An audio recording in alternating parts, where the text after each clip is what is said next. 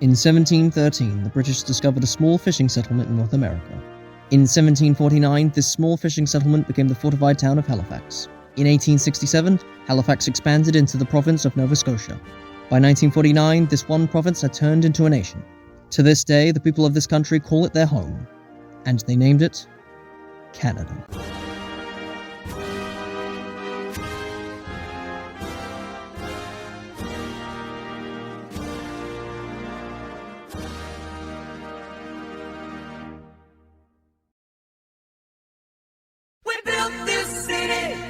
You are a sexy stud. You are an unstoppable beast. You are the greatest Prime Minister of all time. Pierre Idafakano could possibly be the worst Prime Minister in Canadian history.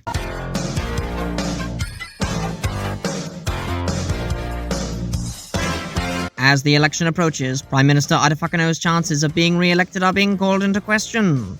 The current opinion polls stand MP Mahal 39%, Senator Brazier 31%, and Prime Minister Idafakano 45%. The beginning of Idafakano's run as Prime Minister initially started with support from the Canadian public, winning the vote by 98%. But support for Idafakano has waned in the last 4 years. Most feel he has failed in fulfilling the promises he made during his campaign. However, supporters of the Prime Minister, while acknowledging his shortcomings, continue to insist that he simply hasn't accomplished his promises yet, and with time, he eventually will.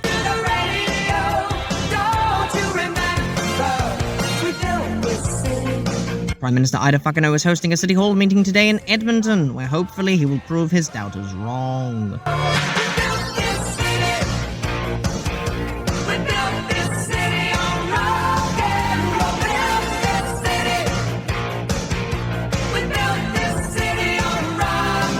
Hey, Bucky, how ya doing? You heading out? Yes, I am. I have a City Hall meeting today in Edmonton.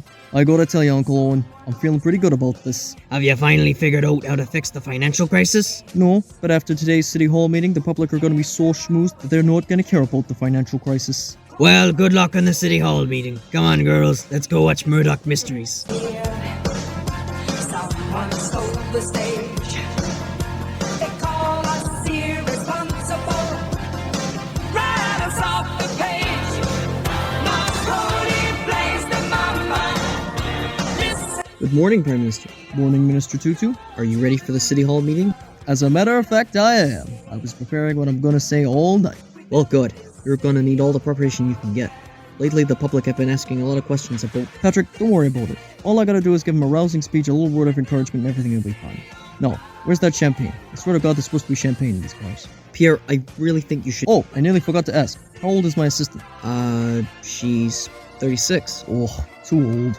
I'm turning 50 this year. I can't be seen with a 36-year-old. Fire her and get me a new one. Make sure her replacement is 18. Of course, Prime Minister, but what about your wife? She's cheating on me, so I don't mind her seeing me with my mistresses anymore. Why are you still with her? Because people think I'm gay. Are you gay? No, but people think I'm gay.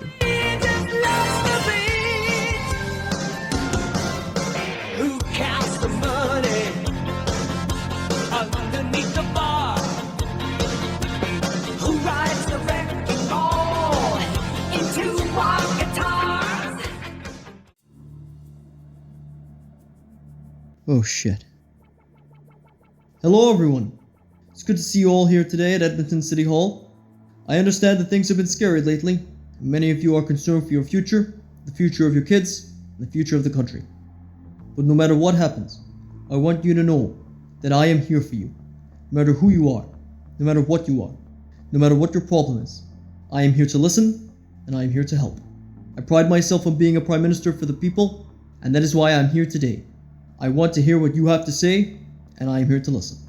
First question. My name is Tatanka Mandamin. I'm the Chief Water Commissioner of the Anishinaabe Nation. During your campaign, you promised to protect the water supply for Indigenous communities, but yet almost immediately after you were elected, you spearheaded the decision for the Canadian government to purchase the Converted Rock Pipeline project, despite the fact that you knew the risk of oil spills. Why is it whenever you are asked about this, you promise that you have intentions to protect the water, but your actions show that you are making no effort to do such things? Well, that's a good question. Fucking asshole. I have a lot of love and respect for the Indigenous people of Canada. We actually have an Indigenous translator here at Edmonton City Hall. Big round of applause for our Indigenous translator, please.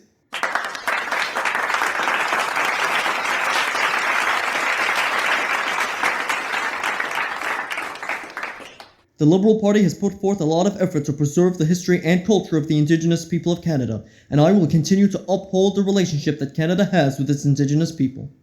Prime Minister, that doesn't answer my question. Next question. Cunts. My name is Morgan Stone. I'm the CEO of the non-profit cancer charity Melody. Last year, our promotional efforts suffered due to advertiser slots being taken up by the youth charity Cornpool. They have a significant and unfair advantage over us, given that not only were they given a $912 million grant paid out of the Canadian taxpayers' wallet, but also you personally appeared at their and only at their events for an all-expenses paid appearance fee of $412,000. Do you have any plans on aiding the charities that were affected by your favoritism towards Cornpool? First of all, thank you for acknowledging my efforts towards helping the charity Cornpool. But to answer your question, no. I do not have any intentions of compensating other charities in Canada, as I do not have any favoritism towards Cornpool. I simply took an interest in their cause and did my part to help them raise money. But if you have no favoritism towards Cornpool, then why did you take advertiser time away from other charities, as well as delegating all money grants exclusively to Cornpool? Well, while I did predominantly give promotional and financial assistance to Cornpool, it was not out of favoritism. I looked over the Cornpool charity and the benefits their operation brings to the Canadian people and concluded that it would be prosperous to invest in their growth. If that's the case, then why did you accept payment from them to attend their events? Sir, you are being extremely rude, and I'm going to have to ask you to step away from the microphone and give someone more polite a chance to speak. Prime Minister, do you honestly expect me to believe that the $412,000 payment you received from Cornpool had no influence on your opinions of them? Mr. Stone, you are taking up other people's time, and you need to step away from the microphone. Prime Minister, you have not answered my question. I have heard you out. I have listened to what you've had to say. I have answered your question. I have addressed what you wanted me to address. I have been more than accommodating, but you are being unreasonable, and it is time for you to step away from the microphone. Asshole! Is it my turn? Yes. Next question. Sorry about that. It's okay. Well, you certainly conduct yourself in a much more appropriate manner than the previous individual. I'm sure you have a very interesting question lined up for me. I do actually. Perfect. Fire away. My name is Ethan Balrog. I am the Executive Director of the anti-hate group Anti-Semitism Suppression. Over the last 4 years, you have given a lot of money to our organization. Yes, I have, and I would like to quickly take this time to talk about discrimination in this country. Sadly, discrimination is very prominent in our society. But even though Canada is the most progressive nation in the world, and Canadians have an innate passion for inclusion and equality, there is unfortunately still too much hate in this country. Thankfully though, we have organizations like yours, Mr. Balrog. Organizations keeping Canadian values alive even in the face of adversity, and I want to let everyone know that anti-Semitism suppression has the full support of the Canadian federal government. Actually, on that note, Prime Minister, I wanted to ask, you say that you support the fight against hate, but recently you honored a Ukrainian Canadian who fought for the Nazis in World War II. That is not fair! You cannot hold that against me! Don't talk to him like that. No! He can't just bring that up! Why not? You're the one that honored a Nazi, I had no idea he was a Nazi! and you should have done your research. Fuck you! Hey, no, shut the fuck up! You shut the fuck up! Fine then, go and shut the fuck up! Alright, you're really starting to piss me off! That's it! I will personally go to every single one of your houses and fuck your mother until she loves me! Fuck you, and fuck you!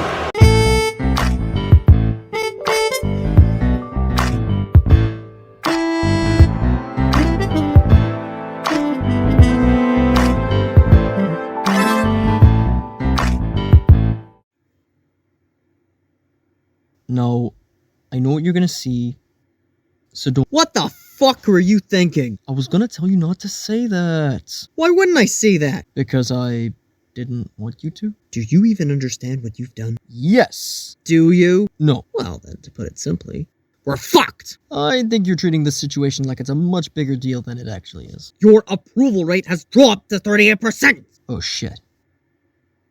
Fuck. Well, that's a problem. Yes! A problem you caused. Patrick,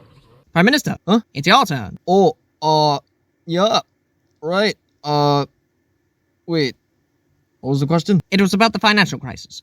Oh, the financial crisis. Who gives a we're all anyway. Prime Minister, Oh, buddy, let me tell ya.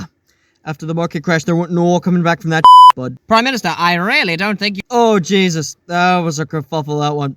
What a pickle. When I got elected, I wasn't sure what to do about it at first.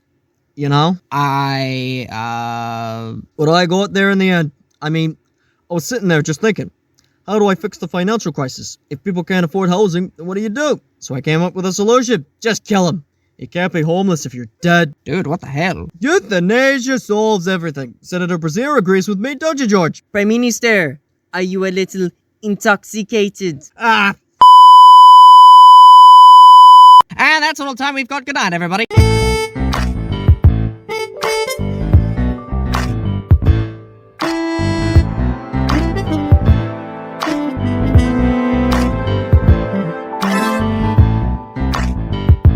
Last night, a simple debate got turned upside down right here in the CPC studio, as an inebriated Prime Minister Pierre Idefukano became reduced to nothing but half-thoughts and slurred speech after he drank from a bottle of what was originally believed to be water, but through the Prime Minister's strange behaviour was revealed to be alcohol. Hey, Bucky, how ya doing? You're up early? yeah. I couldn't sleep. How about you? You trying to get an early start to the day? Nah, me and the ladies couldn't sleep either. We're taking a 5-minute break to grab a quick drink before round 6. Okay, You alright? I'm fine.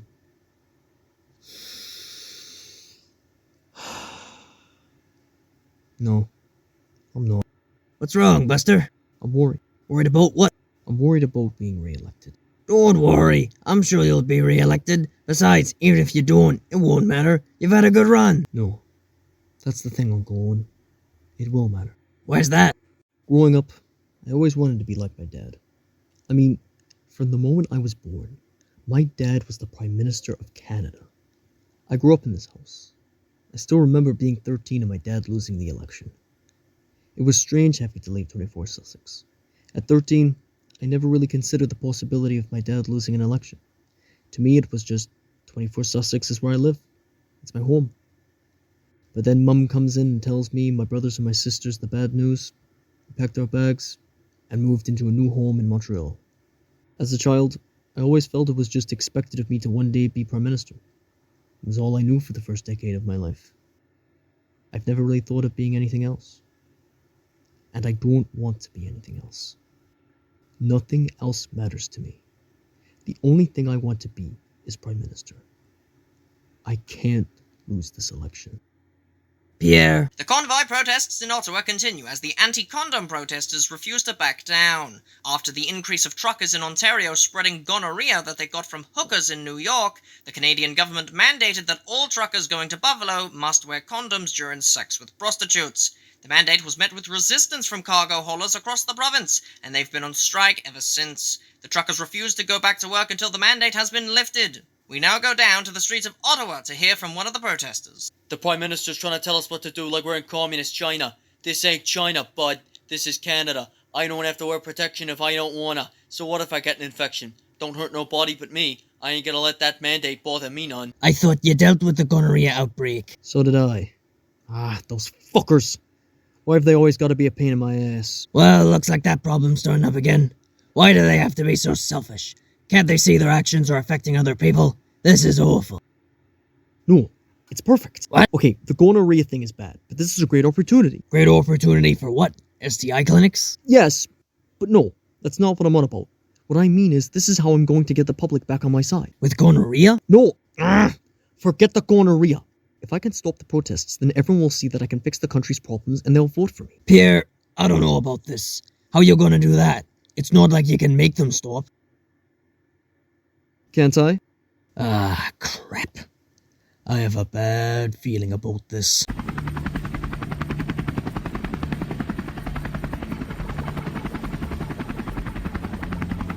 Which one of you is the leader?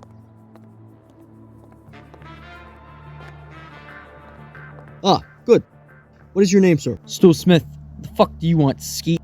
Oh, Well, Mr. Smith, I'm sure you're aware, but the goods and services trade between this country and the States is very important. And for as long as you and your peers are sat here and not on the road, Canada's economy is suffering. What you are doing is anti-Canadian activity, and I ask kindly that you halt all protests and resume your work. I ain't hauling another load until you abolish that condom mandate. Mr. Smith, I could not abolish the condom mandate. Why not? Because it is important that we make sure people wear protection. Think of all the lives you are putting in danger by not wearing protection. That doesn't matter. You can't force me to comply with something that's a breach of my human rights. Who are you to tell me what I can and can't do? I'm the Prime Minister. So what, you're the Prime Minister? That means you greenlight wars, negotiate the oil trade, and tax the working man such as myself. But that doesn't mean you control my thoughts, my feelings, my decisions, and my life. I understand your position, but you also have to understand mine. You're refusing to work, interfering with the trades business of this country, and to boot, you're spreading sexually transmitted diseases. I can't let you do this. What else do you want me to do about it? Well then, looks like we're at a stalemate.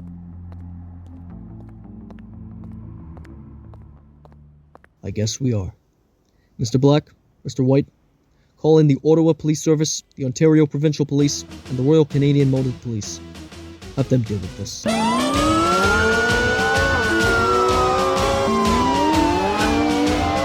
there, folks. The Prime Minister has called me down here because you fellas are being a nuisance. And, that's not good, you know? Now, I'm sorry to have to do this to you, but, I'm gonna have to arrest you. And I'd appreciate it if you came quietly, okay, bud? Well, it looks like we're fucked. What do we do? I say we head over to the peg, hide out in a Timmy to that 2-4, and wait for the whole thing to blow over, eh? Agreed.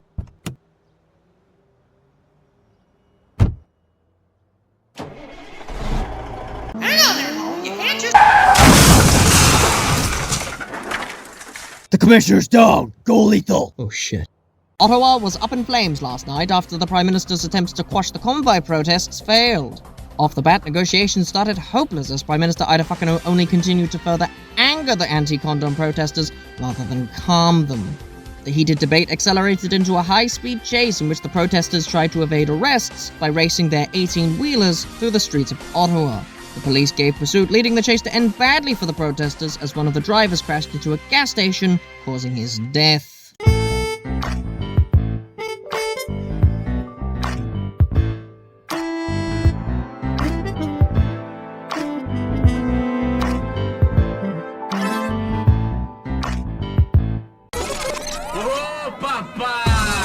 Eu vim devolver o seu sorriso favela. Leve e solta pra cantar. Nunca esquecer como sua paz é bela. Dá força pra continuar. You will know we fear. Yes, but leave the bottle.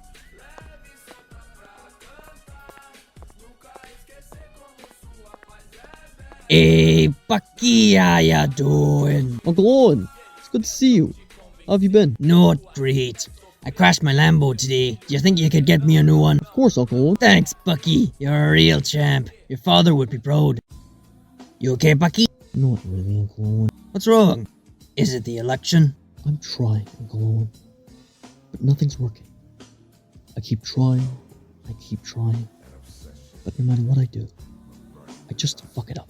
Don't worry about it, Bucky. You got elected before, you can do it again. I don't know, Uncle Owen. I can't help but look back at my dad's run as Prime Minister and wonder, how was it so easy for him? How come whenever he wanted to do something, he would just do it? No doubts, no problems, nothing getting in his way. He always got whatever he wanted. Actually, it was very difficult for him. What do you mean? Way back, before you were born, your dad tried for years to become Prime Minister. I remember back when we were in the Royal Canadian Air Force in World War II, he was always talking about becoming Prime Minister. And then, after the war ended, he went into politics. Built his way up, and by the 60s, he was ready to run for Prime Minister. But he just couldn't get votes. No matter what he did to improve his image with the public, no one would vote for him. Until one day, he figured it out. He finally realized what he had to do all along. What was it? Give the people what they want. Give the people what they want. How did he give the people what they wanted? I don't know. I smoked a lot of weed. The 60s was a blur. But fuck it. If it works, it works. Give the people what they want.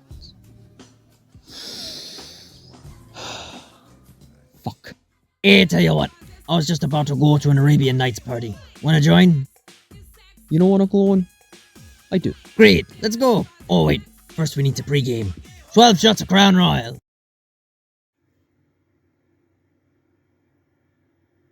Patrick, is that you? You're gonna wish it wasn't. Where am I? You're in 24 Sussex. What are you doing here? I think it's pretty obvious why I'm here. Because you're here to come out as gay and confess your sexual attraction towards me? What? No! Are you still drunk? A little bit. Do you even know what you've done? Yes! No, you don't. Controversy has arisen after last night's actions from Prime Minister Ida fucking O. The Prime Minister was seen at an Arabian Nights party donning an offensive choice of attire, not only choosing to wear apparel that mimics Aladdin from the popular Disney movie of the same name, but he also completed his politically incorrect outfit with brown makeup to appear as a different race. This has already sparked outrage from Indian communities across Canada, with MP Mahal in particular being very critical of the Prime Minister doing brownface. I am absolutely disgusted by what the Prime Minister did, and that is exactly why he cannot be trusted to lead this nation. A person who is willing to do brownface is a person who is not fit to run a country. Canada needs to be led by someone who would never do brownface. Like me. I'm sure this is just a little bit of hysteria. People will be angry for a while, then everyone will calm down and things will go back to the way they were. No, Pierre, they won't. Not this time. Why? Thanks to you pissing off every Punjabi you possibly could, MP Mahal's approval rate has gone up to 64%, while yours has dropped to 32%. What? That's an overreaction. No, it's not, Pierre. All I did was dress up. Pierre, you did brown face. Wait, hang on. I was drunk. That's no excuse. Accept it, Pierre. You fucked up.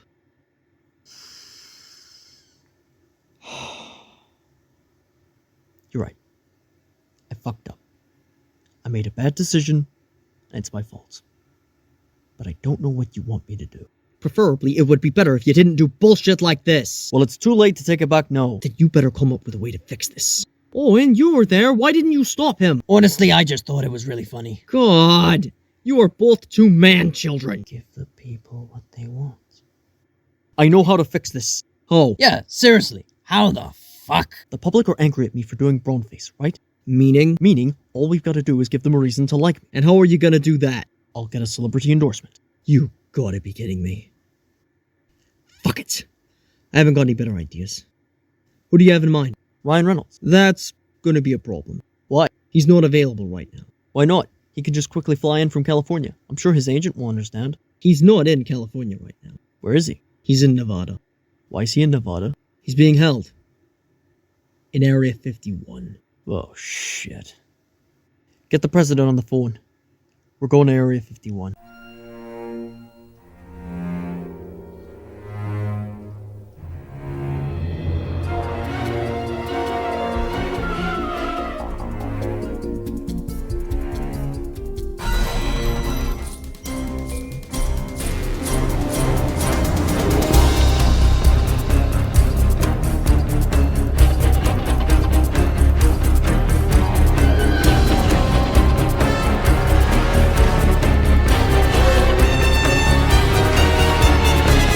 Ryan, what happened? Well, Ryan, it's no surprise the police are bothering you when you're walking around naked. Ryan, I understand you were angry, but that's no reason to change out of your human disguise. Yes, Ryan, we're here to get you out of here. No, you can't go home yet. You need to do something for us first. No, Andrew Garfield cannot come visit you. You attended a state dinner. You were invited by the Canadian Prime Minister. Pretty cool. That's gotta be serious. Yeah. As a Canadian, to be honored that way. How was it? It was kind of amazing because, you know, you get to spend a little bit of time with our rock star Prime Minister. Amazing guy. I swapped a quick idea with him on how we can take Alaska, and he didn't really... he didn't like... It's right there.